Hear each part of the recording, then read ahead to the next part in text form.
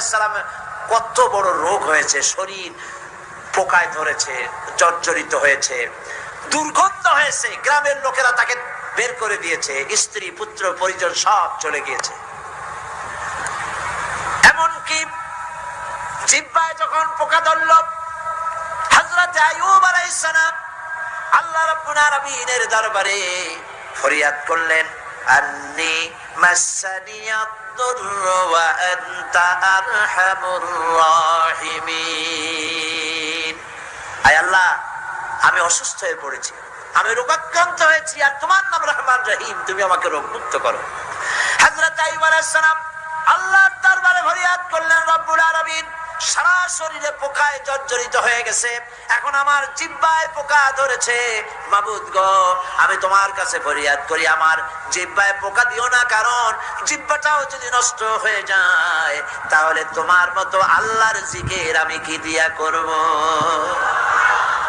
হযরত আইয়ুব আলাইহিস সালাম আল্লাহ পাকের কাছে যখন এ ধরনের ফরিয়াদ জানালেন, রব্বুল আলামিন তাকে তার রোগ মুক্ত করে দিলেন, তার স্ত্রী পুত্র সব আল্লাহ রব্বুল আলামিন ফিরাইয়া দিলেন। সুবহানাল্লাহ। সুতরাং মুমিন ব্যক্তি, কোরআন শরীফে সব আছে, কোরআনের মতো শ্রেষ্ঠ ওয়াজের কিতাব পৃথিবীতে আর শুধু বোঝার দরকার। বিপদে যত বড় বিপদ আসুক, কোন বিপদে মুমিন ধৈর্য হারাবে না। হযরত ইয়াকুব আলাইহিস সালামের ছেলে ইউসুফ আলাইহিস সালামকে যখন তিনি হারায় ফেললেন, তিনি অধৈর্য হয়ে গেছিলেন নাকি? অধৈর্য হন নাই। কারণ আমি আমার বক্তৃতার সূচনায় বলেছি, আমরা কল্যাণ বুঝি না, অকল্যাণও বুঝি না। কোন বিপদ আসতে পরে আমরা হয়রান হয়ে যাই, কিন্তু বিপদের মধ্যে কল্যাণ আছে আমরা তা বুঝতে পারি না। কথা বুঝে আসছে? হযরত ইউসুফ আলাইহিস সালামকে কুয়ার ভিতরে ফেলে দেওয়া হলো।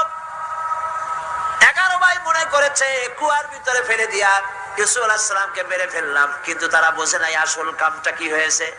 এটা তো কুয়া নয়, এটা একটা টানেল, এটা একটা সুড়ঙ্গ।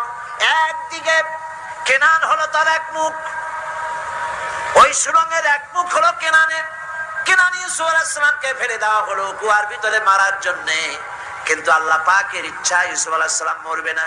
এই টানেলের অপর প্রান্ত মিশরের সিংহাসনের টানেলের এপার দিয়া ইউসুফ আলাইহিস সালামকে ঢুকালেন, অপর প্রান্তে মিশরের সিংহাসনে ইউসুফকে আল্লাহ বসায়া দিলেন।